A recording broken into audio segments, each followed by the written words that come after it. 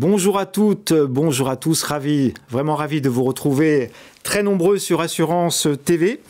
L'idée de cette émission est de voir comment, en 2023, certains acteurs du secteur de l'assurance communiquent, comment on crée du lien avec son futur client, comment on fait des affaires aujourd'hui, comment on séduit des clients qui peuvent rester fidèles. En synthèse, comment vendre l'assurance autrement. Nous avons le plaisir de recevoir sur le plateau d'Assurance TV Hervé Massier. Bonjour Hervé. Bonjour Jean-Luc. Vous êtes fondateur de Wasari, du groupe Meilleur Taux. Karim Boukerma, bonjour. Ravi de vous avoir sur le plateau. Vous êtes directeur de BFK Assurance. Vous avez 4 agences, vous êtes courtier, hein, vous avez 4 agences de proximité en Ile-de-France. Tout à fait. Nathalie Quesquin, vous êtes agent général Alliance, bonjour. Bonjour. Vous êtes sur Nîmes, merci d'être venu. Vous avez 2 agences, une à Nîmes et une à proximité de Nîmes. C'est ça, une vingtaine de kilomètres. Et vous êtes très présente sur les réseaux sociaux, vous allez nous donner quelques petites clés pour les gens qui nous regardent. Christophe Brémard, bonjour. Bonjour. Merci de votre présence. Vous êtes CEO chez Kitty depuis 2021. Hein, vous étiez avant courtier. Vous l'êtes encore un tout petit peu. Tout petit peu, oui. Hein, vous êtes à Nice. Merci de votre présence. Kitty, vous le qualifiez de assureur nouvelle génération. C'est bien ça? C'est ça. Et puis nous avons à plus de 16 000 km de métropole, Raphaël Reiter. Vous êtes directeur général d'International Santé. Bonjour Raphaël. Bonjour Jean-Luc. Merci de nous rejoindre. On vous aura dans le cours de l'émission avec grand plaisir. Alors vous avez tous beaucoup d'expérience sur le secteur de l'assurance. Vous le savez, il y a mille et une façons de communiquer avec ses clients pour faire des affaires. Hervé Massier, tout d'abord, vous avez créé From Scratch, Wasari Assurance, courtier grossiste il y a quelques années. Dans cette création, vous avez souhaité créer une relation un peu différente avec les courtiers pour les accompagner dans leur développement commercial en bousculant les codes. Est-ce que j'ai bien résumé un petit peu l'idée de la création? Oui. C'est vrai que Wasari est une société jeune, hein, puisqu'elle va fêter son 6e anniversaire cette année. Et d'entrée de jeu, on a essayé de bousculer les codes des courtiers grossistes, hein, puisqu'il n'y avait pas eu... Vous n'intervenez pas directement sur le... Non, du tout. Hein, on est dans ce qu'on appelle la distribution intermédiaire et on a des courtiers et certains agents généraux qui peuvent distribuer nos offres. Et très rapidement, nous, on a souhaité traiter le courtier comme un client et pas comme un utilisateur ou un usager, ce qui était un peu bon. Et donc, évidemment, la plateforme a déjà été pensée sous forme de l'UX et de l'UI, vraiment pour, en tout cas, offrir un parcours client pour le courtier le plus intuitif possible. Après, on a travaillé évidemment sur des produits, des bons mix produits avec des garanties, un bon rapport, je dirais, garantie-prix. Et puis, on a très, très rapidement, alors ça paraît assez surréaliste aujourd'hui, mais si on revient en 2017, on a été les premiers à distribuer massivement des contrats sous signature électronique, le 100% dématérialisé, donc c'était assez innovant, et à utiliser les paiements en 3D Secure avec vérification, etc. Donc, on a essayé de bousculer les codes, d'apporter quelque chose de nouveau, et puis surtout, de redonner du pouvoir au courtier. Vraiment avec le côté, pas simplement vous êtes un distributeur et puis on gère, c'est on vous donne le pouvoir de gérer la relation au quotidien avec votre assuré, avec votre client. Parce qu'encore une fois, je rappelle, un courtier grossiste n'a pas la propriété de la clientèle. Hein, c'est un intermédiaire. Exactement, et donc on doit le traiter du mieux possible, en tout cas dans la gestion, dans l'indemnisation.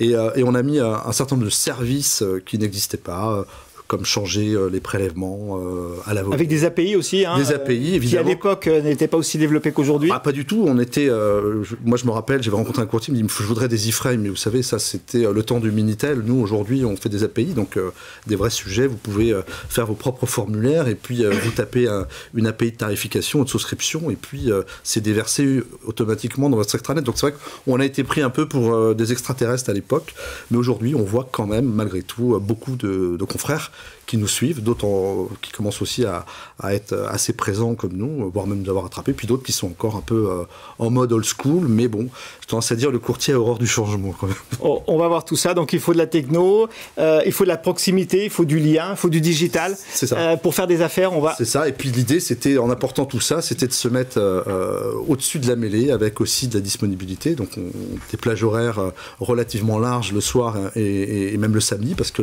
le courtier, souvent, il travaille travaille pas du lundi au vendredi de 9h à 16h, ils travaillent aussi le soir et souvent le samedi. Donc on met aussi à disposition des personnels pour pouvoir répondre, accompagner le courtier. Et c'est ce qui a fait que la recette a opéré et ce qu'on voulait, c'était être attractif. Aujourd'hui, en moins de 5 ans, on a 3750 courtiers qui nous font confiance. Donc c'est une belle réussite, effectivement. On peut considérer quelque chose de belle réussite. On va voir comment attirer les clients pour vos courtiers, pour vous qui êtes ici présents sur ce plateau.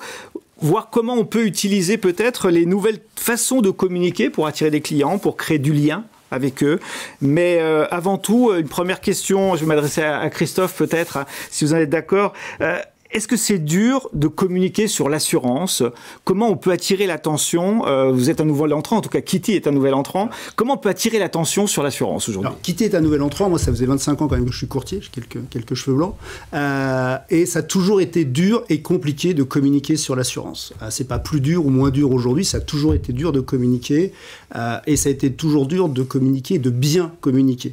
Et aujourd'hui, on est abreuvé d'informations en permanence. Dès qu'on ouvre son téléphone, on a un tsunami informationnel, promotionnel qui arrive sur les portables. Et finalement, on reçoit constamment de l'information, qu'est-ce qui est bon, qu'est-ce qui n'est pas bon, et on en communique aussi énormément. On en reviendra sur le sujet dans quelques instants.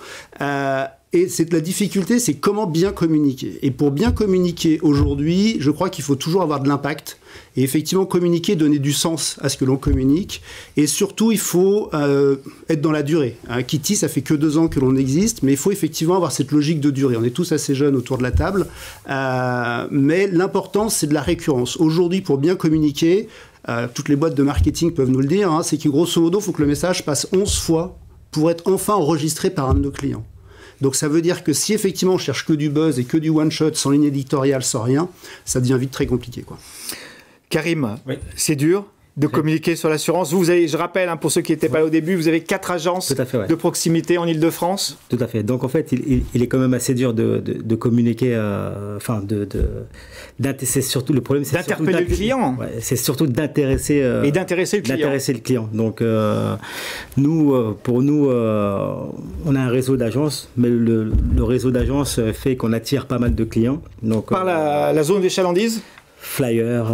D'accord. Donc ça, c'est des recettes entre guillemets d'aujourd'hui et un peu d'hier, quoi. Un peu d'hier aussi, mais ça fonctionne toujours. Donc le plus important, c'est quand même le bouche à oreille. Et le bouche à oreille, pour moi, ça reste quand même le lead entre guillemets. Parce que vous n'avez rien à montrer en fait aux clients. On n'a rien à montrer, mais on a beaucoup de choses à démontrer. À démontrer aussi. Donc voilà. Alors on va parler des réseaux sociaux, on ne va pas parler que de ça, mais c'est aujourd'hui un des outils qui vous permettent à communiquer et à faire des affaires surtout, c'est ça le sujet de notre plateau. Est-ce qu'on peut intéresser les gens sur les réseaux sociaux? Et je vais continuer avec vous, Karim, parce que vous avez une très belle expérience en la matière et vous allez nous en parler. Il est bon. Voire nous donner des recettes. Sur les réseaux, on a quand même le réseau d'agences. Mais au-delà de ça, à côté, on communique beaucoup sur les réseaux, notamment des réseaux comme Facebook, Instagram ou LinkedIn, peut-être. LinkedIn aussi. Donc, et on communique de manière différente selon les réseaux, parce qu'on ne va pas toucher le même public que ce soit sur Instagram ou Link, ou Snapchat, ou Facebook. Donc vous avez une ligne éditoriale sur chacun des médias sociaux. Médias sociaux, c'est-à-dire que sur Facebook, on va mettre des choses beaucoup plus professionnelles, parce que la tranche d'âge correspond plus à la clientèle un peu professionnelle, donc il y a ça aussi, ou alors des sur contrats, Facebook. Sur Facebook, d'accord. Ou des contrats type retraite, tout simplement. Après, alors, vous m'avez dit en préparant cette émission, je vous coupe, Karim, mais vous m'avez dit parfois je peux avoir 15 000 vues sur LinkedIn, sur une de mes communications avec un joueur de foot, par exemple. Tout à fait. C'est une des techniques que vous utilisez? Ouais, c'est une technique, mais en fait, les gens aiment bien aussi qu'on communique un peu sur le perso, donc soit le perso et le pro en même temps. Donc c'est vrai que je me mets de temps en temps en avant avec un de mes clients, ça peut être Samuel Eto'o sur une photo où elle a fait je sais pas combien de... Vous m'avez dit 15 000. Ouais, un peu plus. D'accord. 15 000, c'était le jour de l'équipe de France Fofana. D'accord. Donc en fait, pour résumer, au-delà de l'exemple qui est important, pour résumer, vous utilisez sur certains réseaux sociaux des communautés, en fait, en l'occurrence des sportifs avec qui que vous assurez, c'est bien ça? Fait, toujours. Vous les assurez et vous leur demandez gratuitement d'être avec vous sur les réseaux sociaux. Tout à fait. Et ils le font. Ils le font. Donc, et ça cartonne. Et ça cartonne, mais ça peut être aussi des humoristes. D'accord. On a Redouane Bougaraba qui remplit des salles, qui remplit l'Olympia et le Dôme de Marseille. Donc voilà, mais c'est vrai que on a des sportifs, des acteurs, on a tout, on a des influenceurs aussi, donc. Et Christophe, il faut communiquer ou pas sur les réseaux sociaux? Si oui, lesquels? Je serais tenté de dire qu'aujourd'hui, assurément, oui, il faut communiquer sur les réseaux sociaux. Les réseaux sociaux sont incontournables. Comme vient de le dire Karim, chaque réseau est différent et ce qui est important, c'est effectivement de pouvoir représenter, bien valoriser notre marque et les dirigeants, les courtiers, les agences sont les principaux acteurs pour pouvoir le faire et bien le faire. Et après, c'est aussi extrêmement important que nos clients soient des vrais représentants et pas simplement des influenceurs, que ce soit déjà des gens convaincus. Et c'est vrai que c'est des gens convaincus. Est-ce qu'il faut aller sur des niches particulières? Est-ce qu'il faut aller sur des communautés particulières? Ou est-ce qu'on doit parler à tout le monde? Alors, c'est très difficile de parler à tout le monde parce qu'aujourd'hui, il y a beaucoup de réseaux différents et ça veut dire qu'on n'y passe forcément beaucoup de temps derrière. Mais je crois qu'il faut effectivement, en fonction de sa cible, c'est toujours la même logique de la communication et du marketing. On a une cible et cette cible-là, elle est plus sur TikTok, elle est plus sur Facebook, elle est plus sur LinkedIn ou Snapchat ou encore d'autres, parce qu'il y a des petits nouveaux aussi qui arrivent. Et derrière, c'est à nous effectivement de définir. Nous, on a pris le parti d'essayer d'être présents sur l'ensemble des réseaux, parce qu'on est sur une clientèle beaucoup plus internationale, et de travailler plus sur LinkedIn parce qu'on a une logique B2B très affirmée. Voilà. Mais après, c'est chacun effectivement en fonction de son tempérament, de sa philosophie et de son ressenti. Et le tout, c'est de pouvoir vraiment parler à sa communauté et de parler effectivement avec le cœur, d'avoir de l'authenticité pour pouvoir être le plus percutant possible. On va revenir sur ce sujet avec Nathalie, mais avant j'ai une question, Christophe, le coût d'acquisition.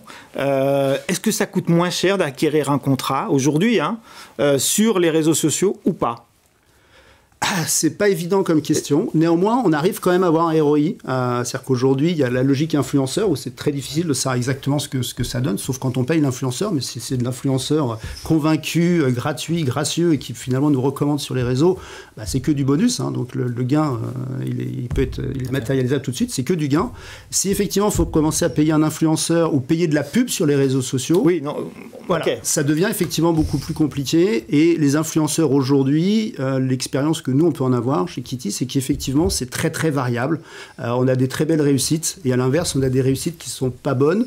Donc, pour plutôt parler d'échecs, très clairement. Et c'est un peu la logique des réseaux sociaux. C'est-à-dire que les réseaux sociaux, on peut avoir du très, très bon et le lendemain, on va se retrouver avec des posts qui n'ont pas du tout été vus. Et c'est un côté un petit peu, effectivement, roulette russe qui n'est pas toujours évidente à gérer parce qu'il n'y a pas forcément une logique à comprendre. Mais on arrive à avoir quand même un ROI. Il faut avoir effectivement une logique. Plus intéressant qu'une autre méthode ou pas? Elle est différente et effectivement c'est là-dessus qu'il faut calculer. Après, on a chacun les nôtres. Nous, on sait qu'effectivement aujourd'hui sur Insta, on a un très mauvais ROI et qu'il vaut mieux acheter directement du Google Ads auprès de. Ok, bon, au moins ça c'est clair.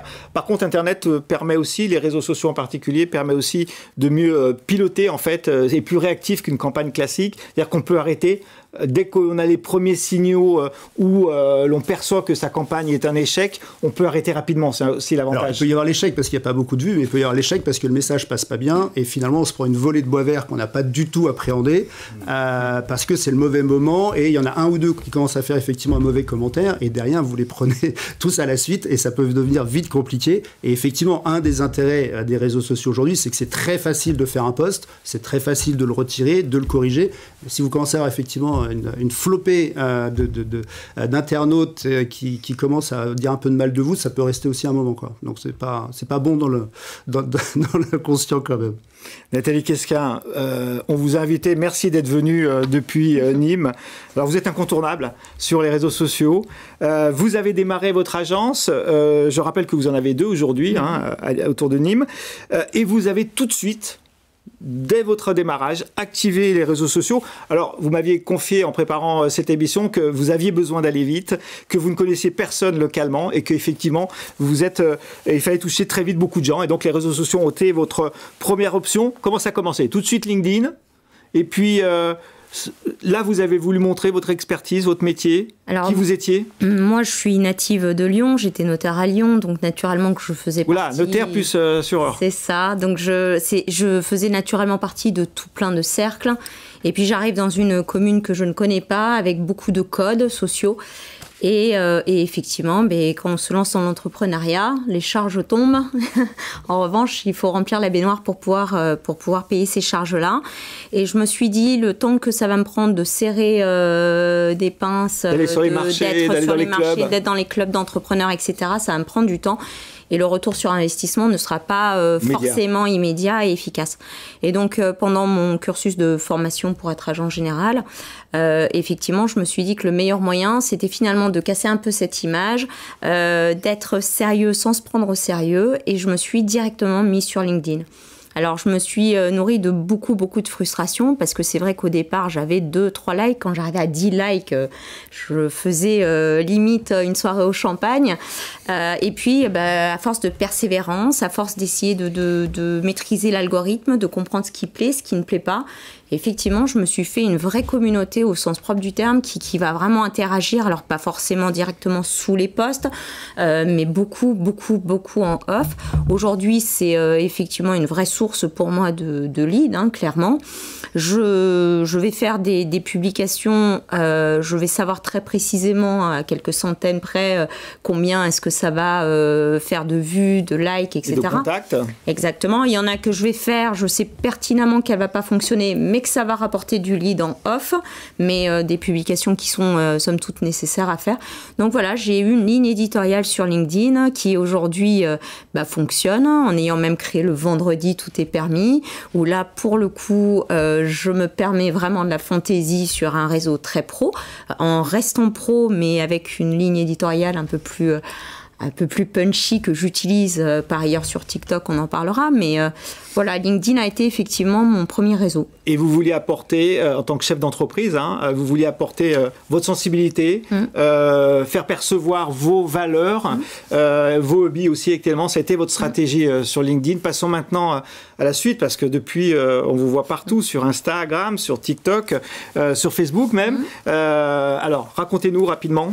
Suite à LinkedIn, j'ai voulu continuer cette démarche de sortir un petit peu de cette image de l'assureur de proximité dans son agence, parce que les choses évoluent aussi, que Covid a beaucoup fait évoluer les choses aussi. C'est une certitude. Les gens aujourd'hui s'intéressent, avant même d'arriver en agence, connaissent, savent tout du contrat, des prix. Et donc je me suis dit, on va toucher encore d'autres populations. Je me suis mise assez spontanément sur Facebook et Instagram, où là je me suis dit, bon, Instagram, on va s'accorder encore un peu plus de fantaisie pour toucher encore une autre catégorie. Vous avez vraiment gradué en fait votre... Dans la fantaisie, j'ai gradué, mais toujours en étant pro, toujours en apportant de la valeur, en apportant du savoir. Et puis j'ai mis beaucoup de temps, avec tout plein d'a priori et de préjugés que tout le monde peut avoir vis-à-vis de TikTok. Et puis à un moment donné, je me suis dit, je ne peux pas me rallier à ces préjugés sans essayer. Donc on va essayer, on va voir ce que ça donne. Et j'avais les mêmes préjugés que tout le monde peut avoir sur TikTok. Moi, je suis pas fait pour danser, moi, je suis pas fait pour faire de l'acting, enfin voilà. Sauf qu'on peut avoir la ligne éditoriale qu'on veut. Moi, c'est aujourd'hui une ligne éditoriale qui correspond à 100% à ce que je suis. Voilà, c'est votre raison d'être en fait. Être sérieux sans être sérieux, transmettre du savoir, vulgariser la matière, rendre l'assurance plus accessible, plus palpable. On vend pas du rêve. Généralement, aujourd'hui, avec la signature électronique, on sort de son assureur, on n'a rien. Au mieux, un stylo publicitaire, un porte-carte grise. Enfin, je vais dire, on sort sans rien. Et du coup, créer ce lien, ce côté contact vous arrivez à tutoyer voilà. même vos internautes qui vous suivent. Vous créez ce lien que vous évoquez. C'est ça. Et puis vous avez des surprises. Vous me l'avez confié en préparant cette émission. Vous avez des experts comptables, des gens de plus de 40 ans qui... je rappelle que vous faites de l'assurance pour les entreprises. C'est ça. Donc des experts comptables, des gens très sérieux en fait qui se retrouvent sur votre TikTok et à qui vous faites des contrats par la suite. Ça se passe comme ça? Et les liens, en fait, tous les codes sociaux sont cassés. On va avoir des très très hauts chefs d'entreprise qui d'office vont vous tutoyer, vont vous rencontrer et ont l'impression vraiment que vous faites partie de leur vie, que vous êtes un ami, que vous êtes une amie, qu'ils vous connaissent, mais parce que j'occupe l'espace, c'est vrai, je suis là tous les jours. Instagram, Facebook, enfin celui qui se réveille le matin et qui va sur ses réseaux, logiquement, il me voit à peu près partout. Et on verra que c'est un vrai travail de chef d'entreprise. On y reviendra tout à l'heure ensemble. Nathalie Quesquin, vous transmettez de l'information. Je vous conseille d'aller voir les réseaux sociaux sur Instagram, sur Facebook, et notamment les lives sur TikTok que je fais. Les lives TikTok que Nathalie fait, c'est très intéressant. Vous transmettez de l'info gratuitement, vous donnez un certain nombre d'informations. Ça, c'est important sur les réseaux sociaux. On y reviendra tout à l'heure. Hervé Massier, vous voyez le marché avec une vision très transversale. En fait, vous voyez des milliers de courtiers qui tous n'ont pas la même façon de faire des affaires, de faire du business. Comment voyez-vous, vous, en tant que courtier grossiste, Wasari, ces différentes approches? C'est-à-dire que moi, je suis spectateur de tout ça. C'est vrai que quand on a préparé l'émission, moi, je fais encore partie des rares grossistes à aller toutes les semaines voir nos courtiers sur le terrain, que ce soit en France ou à l'étranger, et je suis toujours un peu, il y en a certains autour de la table qui sont aussi des partenaires Wasari, et je suis toujours assez émerveillé de voir les techniques d'ingéniosité, c'est un peu les MacGyver de l'assurance, parce qu'ils n'ont pas forcément des gros moyens. Alors après, dans les approches, on côtoie un peu de tout. On a le courtier un peu à l'ancienne, qui est plutôt en boutique ou en agence, qui est bien situé, qui est plutôt en province, en centre-ville, et puis ça passe. Qui attend le client. Voilà, qui attend le chaland pour parler un peu simplement. C'est comme ça que ça se passe. Puis après, vous avez le courtier qui a plutôt une démarche proactive, donc toujours, ça peut être aussi sur des modèles à l'ancienne, le porte-à-porte. Porte-à-porte, j'ai des partenaires avec des réseaux encore aujourd'hui, ça marche le porte-à-porte, qui vont vendre encore de la santé, et puis tant qu'ils y est, il fait la retraite, il fait de la prêve, etc. Et ça fonctionne. Alors, avec prise de rendez-vous ou pas, mais c'est très militaire. Ils arrivent à 10 dans des cités ou dans des lotissements et ratissent le quartier. Puis après, vous avez, donc ça, c'est plutôt une démarche un peu active. Et puis après, on a des modèles un peu plus punchy, c'est les VADistes, la téléphonie. Donc là aussi, on va chercher. J'appelle. Soit je suis capable de générer des leads, des prospects moi-même, j'appelle, je transforme l'essai. Et puis après, vous avez des modèles hybrides. Et là, ce que j'entends autour de la table, pour moi, ce sont des modèles hybrides. Et le modèle hybride, c'est ce qu'on appelait il y a quelques années. Plus ou moins de digital. Voilà, donc c'est l'omnicanalité, c'est le figital. Et en fait, c'est globalement, on va chercher le client là où il est, quoi. Et donc, s'il est sur les réseaux sociaux, il faut aller le chercher sur des réseaux sociaux. Alors, c'est pas tout d'aller le chercher, mais ce qui est d'autant plus intéressant, et il y en a certains ici et certaines qui peuvent en témoigner, c'est d'animer, puisqu'en réalité, ça devient des communautés d'assurés. Et c'est ça qui est intéressant, c'est ces nouvelles approches que je trouve intéressantes à mettre un petit peu en valeur aujourd'hui et à partager. Alors je ne sais pas si on peut appeler ça de bonnes pratiques mais en tout cas c'est intéressant de s'y attarder parce que probablement qu'on va vendre l'assurance, en tout cas l'acheter différemment, et il y a peut-être un mouvement qui s'opère en ce sens. On reviendra tout à l'heure avec Karim sur l'aspect des communautés et l'approche que vous évoquiez, Hervé Massier. Avant cela, Nathalie Quesquin, j'aimerais rebondir sur ce que vous disiez sur le lien que vous créez, le tutoiement que vous créez avec les gens qui vous suivent, très nombreux, des milliers qui vous suivent. C'est pas du tout comme acheter du lit froid, en fait, parce que acheter du lit froid, c'est une pratique, je suppose, très courante. On achète un formulaire, on n'a jamais vu la personne, on l'a jamais entendue, on sait à peine ce dont elle a besoin. Là, vous, les gens, vous créez du lien, un lien qui est très chaud, non? Le lit froid, il arrive et c'est le premier qui l'appelle, qui finalement remporte la vente. Moi, aujourd'hui, sur les réseaux, et quel que soit le réseau sur lequel je vais être, j'ai aucune démarche proactive. C'est-à-dire que je ne fais pas d'email, je suis dans la réactivité. Donc, celui qui va venir me solliciter pour avoir un devis, une étude assurantielle globale, eh bien, parce qu'il me connaît et il sait ce que je vais pouvoir lui apporter en termes de conseils, d'accompagnement.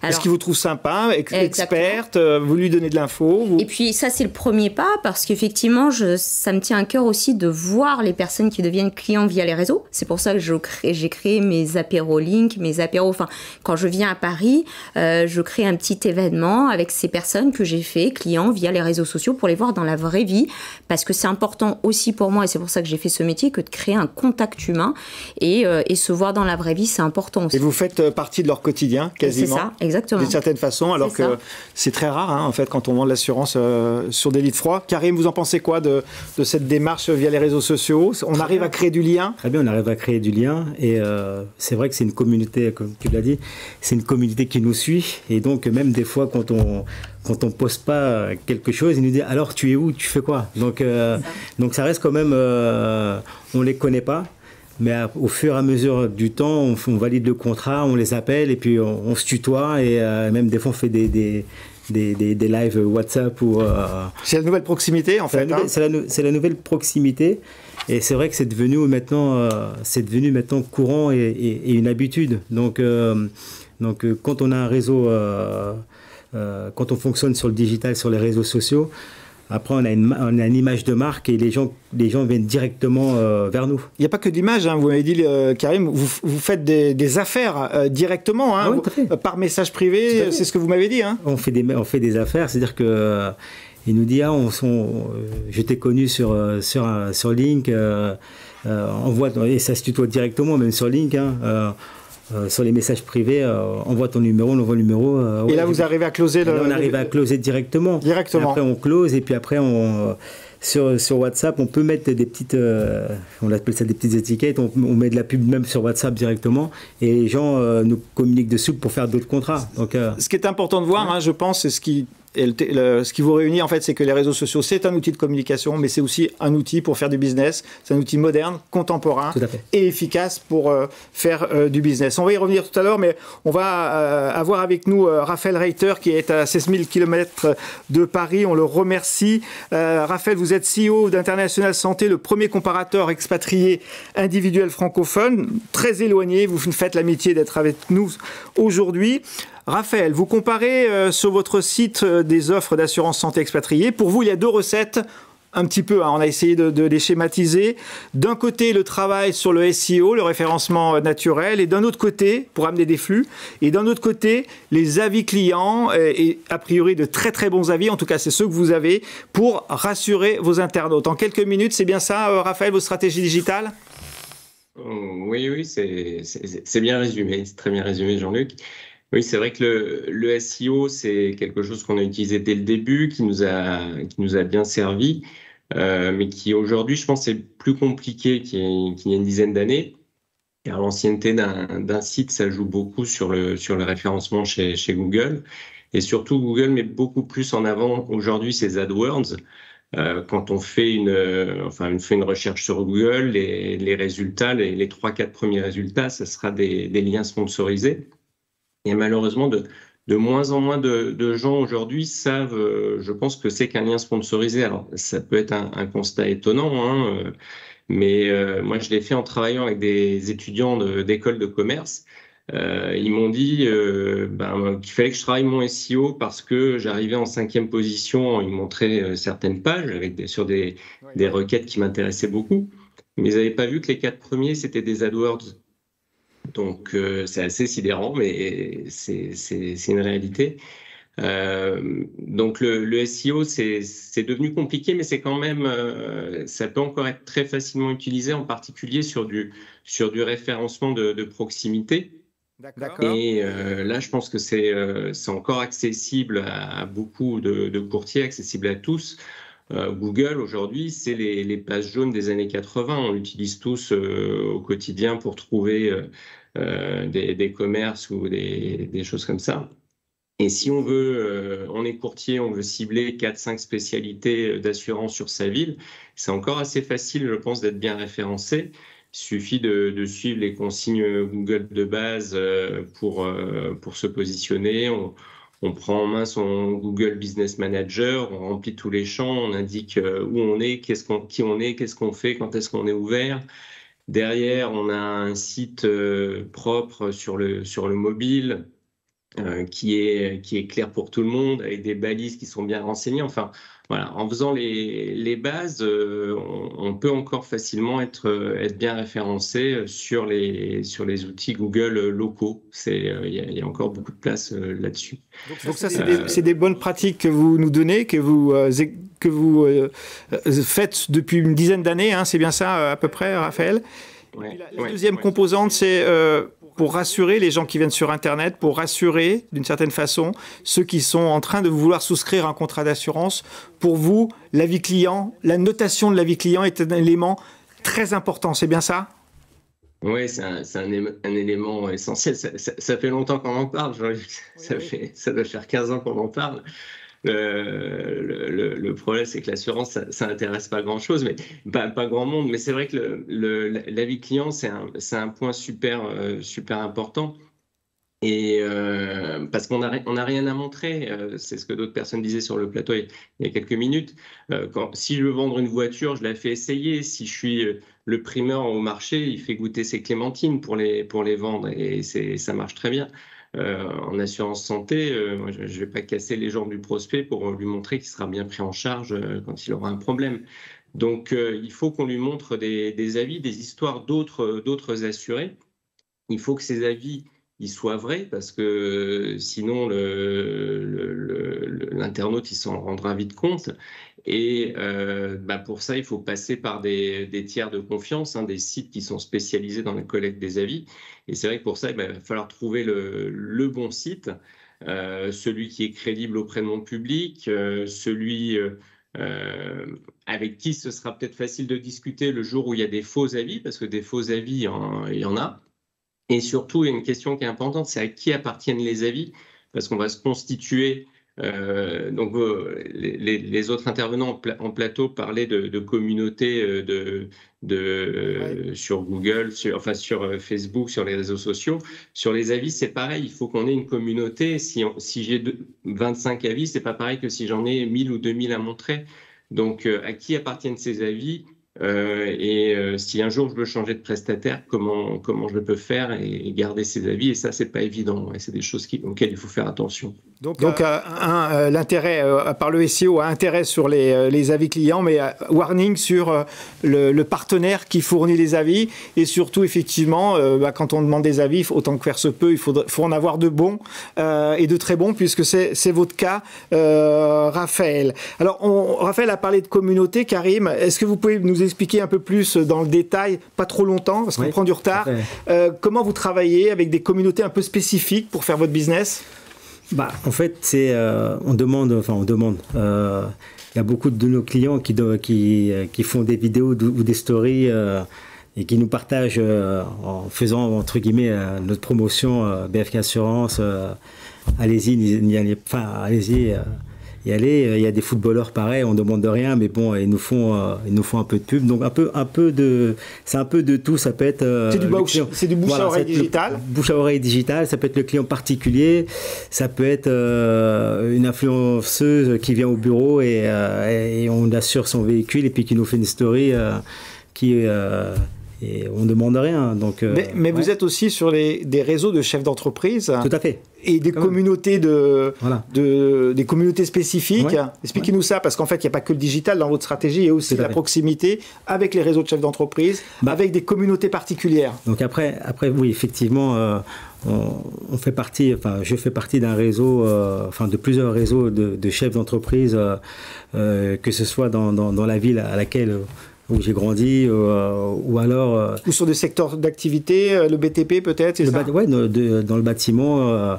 Donc j'adhère à un réseau justement de chefs d'entreprise de bâtiment où je suis le seul assureur. Et donc dès qu'il y a une personne qui souhaite s'assurer ou pour faire un devis ou pour avoir de conseils, j'interviens et c'est facile après de faire des contrats. Donc dans plusieurs types de réseaux, donc que ce soit dans lesquels de la restauration, pareil. D'accord. Donc des secteurs professionnels particuliers. Des secteurs professionnels particuliers. Donc une fois par mois, on va manger au dîner chez un de mes clients, puis je ramène du monde et on va manger. Chez notre ami, entre guillemets. Donc des liens amicaux qui sont dans la vraie vie. Qui sont dans la vraie vie, mais derrière, on essaie toujours de faire du business. Donc même si c'est des réseaux d'amis, derrière, on ne perd pas l'idée de faire du business après. Donc intéressant. L'idée, c'est de faire du business, mais c'est aussi d'avoir des clients fidèles, peut-être. C'est un peu ça aussi l'enjeu. Hein. On sait qu'aujourd'hui, vous l'avez démontré, Madame, Messieurs, on peut acquérir avec une stratégie digitale et de proximité des clients, mais maintenant, Hervé Massier, c'est bien ça, l'enjeu, c'est d'avoir des clients fidèles. Oui, je veux dire, très clairement, de toute façon, la fidélité fait partie du business model de l'assurance. Hein. C'est-à-dire qu'une police, elle doit perdurer le plus longtemps possible pour que l'assureur s'y retrouve, le courtier distributeur aussi, et puis le client, finalement, il faut qu'il ait eu le bon conseil, le bon produit. Donc c'est forcément clé. Et puis je rappelle juste un basique du marketing. Un client à acquérir, ça coûte 5 fois plus cher qu'à garder. Ça reste toujours vrai, ça ? C'est toujours vrai, et c'est d'autant plus vrai aujourd'hui. Et c'est de plus en plus difficile à les fidéliser, parce que en plus, le législateur ou le régulateur met de plus en plus de facilité à partir, à quitter, à switcher. Et donc, il faut être d'autant plus accroché à ses clients et les chouchouter, si je puis dire, pour qu'ils restent le plus longtemps possible dans leur communauté. Donc il faut chouchouter ses clients, hein, vous l'avez dit, il faut chouchouter ses liens sur le digital. Nathalie, vous nous disiez tout à l'heure, c'est un vrai job d'être sur les réseaux sociaux, Instagram, TikTok. En tout cas, c'est un vrai temps. Vous planifiez ça comme vous planifiez peut-être le temps où vous consultez vos avocats ou votre expert comptable. C'est du temps de chef d'entreprise, c'est bien ça ? C'est du vrai temps. Aujourd'hui, il y a encore beaucoup de personnes, des confrères, des consoeurs qui vont se dire si elle passe autant de temps sur les réseaux, c'est très certainement qu'il n'y a rien d'autre à faire. Non, ça fait partie de l'organisation, ça se planifie. Après, je ne planifie... Ça s'organise. Je ne planifie jamais mes publications parce que c'est du spontané et ça se voit dans tout ce que je fais. En revanche, ça fait partie intégrante aujourd'hui de l'organisation de mes journées. De votre temps de travail. En permanence, je vais y penser. Ça fait partie du job. C'est une manière de rapporter du lead aussi qualifié. Donc, c'est pas un hobby. Donc, sur votre agenda, vous avez rendez-vous sur Assurance TV et en dessous, faire vidéo TikTok. Je sais déjà, j'ai déjà à l'esprit la publication que je vais faire demain parce que j'ai eu un rendez-vous client qui m'a initié une idée. Mais c'est un vrai temps et c'est pas juste un hobby. Encore une fois, il y a beaucoup plus intéressant aujourd'hui qu'être sur les réseaux. C'est un vrai temps d'organisation dans l'agenda qui permet de faire du business derrière. On va se poser une dernière question pour terminer ce plateau. Mais avant cela, Christophe, j'aimerais vous entendre sur le rôle de conseil, parce qu'effectivement, ça fait partie du rôle du courtier ou de l'intermédiaire au sens large. Est-ce qu'il est possible aujourd'hui, alors il est possible dans la vraie vie, hein, Karim, vous devez conseiller, bien évidemment, ou vous-même, Nathalie, quand vous les voyez, vos clients, mais est-ce qu'il est possible de faire ce rôle de conseil très réglementé sur les réseaux sociaux ? Alors, d'autant plus aujourd'hui. Qu'il est encore plus. On en parlait tout à l'heure en off. C'est-à-dire qu'aujourd'hui, quand vous faites une publi sur les réseaux sociaux, quelle qu'elle soit, elle va être vue par des milliers, voire des millions de personnes. Vous ne pouvez pas raconter n'importe quoi. D'autant plus qu'aujourd'hui, on est quand même une profession réglementée. On va le rappeler quand même. Rien n'est facile quand on est courtier, quand on est assureur. Donc, ce qui veut dire qu'on a effectivement la CPR, on a un certain nombre de choses à faire et on se doit quand même, pour rappel, d'avoir un conseil objectif, impartial et contrôlable aujourd'hui. Et donc, tout ça, on doit le retrouver aussi sur les réseaux sociaux. Et les réseaux sociaux ne sont pas un no man's land où, effectivement, on peut dire tout et n'importe quoi. On se doit effectivement de le faire, on se doit d'être très vigilant. C'est aussi pour ça que dans les personnes qu'on choisit, qui vont transmettre notre message, ou les influenceurs, il faut être très vigilant. On ne peut pas le transmettre à tout le monde. Et c'est aussi pour ça, dans cette logique effectivement de conseils objectifs, contrôlables et impartial, que le digital aussi a toute sa place. Au-delà effectivement des réseaux sociaux, mais notamment, on n'a pas parlé de ces sujets-là, mais comme des applications qui permettent d'être en contact direct avec les clients, comme nous on le fait effectivement chez Kitty, où on le suit effectivement de son entrée jusqu'à sa sortie dans une seule et même application. Alors, on n'a pas le temps d'évoquer tout ce qu'on pourrait dire sur le sujet, mais Nathalie, vous donnez des conseils gratuitement sur TikTok, sur Instagram, c'est-à-dire vous donnez beaucoup d'informations, vous délivrez beaucoup de conseils aux gens qui vous regardent. On va se poser une dernière question pour terminer ce plateau, si vous en êtes d'accord. Est-ce que demain, les réseaux sociaux, en complément bien sûr des réseaux de proximité, des réseaux physiques, seront un canal pour faire 1000, 2000 affaires, quelle que soit votre activité en type de contrat? contrat d'assurance. J'ai envie de commencer par Karim. C'est pas ce que vous faites tous les mois aujourd'hui, peut-être pas via les réseaux sociaux, mais est-ce que vous imaginez aisément que ça sera le cas dans quelques années? Ça peut être le cas, mais j'émets quand même quelques doutes sur le type de client qu'on peut avoir en faisant 2 ou 3 000 contrats.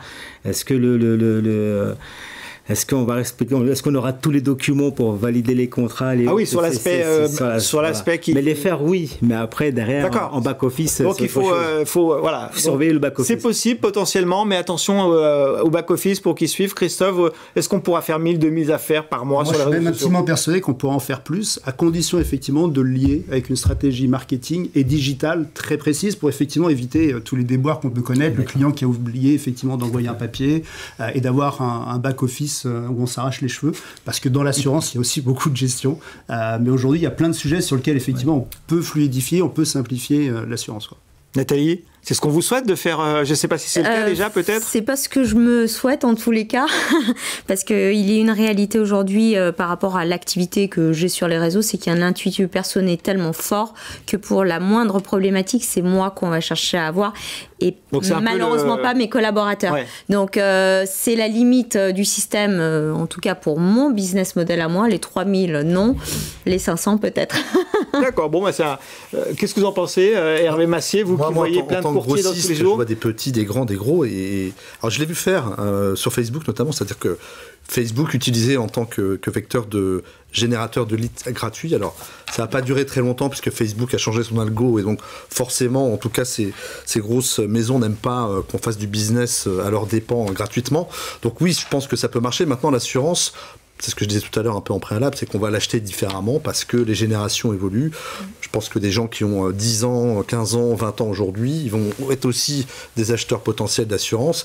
Et je pense que déjà, je sais pas, vous voyez quelqu'un qui a 25 ans qui quitte papa-maman parce qu'il a fini ses études, il lui faut une MRH, il connaît rien à l'assurance, soit il va poser la question à ses parents, soit il va être sur Snap, sur Insta, il va demander à sa communauté d'amis. ChatGPT, bonjour, bonjour les copains, qu'est-ce qu'il faut prendre? Voilà, j'ai mon 2 pièces à assurer. Puis il y en a un qui va dire moi c'était super avec tel assureur ou tel courtier, et il va y aller. Donc oui, ça va être, malgré que ça soit une profession réglementée, ça va forcément bouger.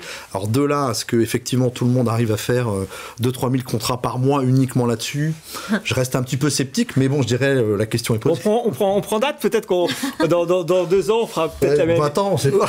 Peut-être dans 20 ans pour faire le point sur comment on peut vendre de l'assurance autrement. Je crois qu'on a balayé pas mal de sujets aujourd'hui avec vous. Merci de votre présence sur le plateau. Merci Raphaël Reiter de vous être levé très tôt ce matin pour votre témoignage sur le SEO et les avis clients. En tout cas, on était ravis, Hervé Massier. Merci Nathalie Quesquin. Merci Karim. Merci Christophe de votre présence. Et nous, on se donne rendez-vous au prochain Assurance TV. À très bientôt et portez-vous bien.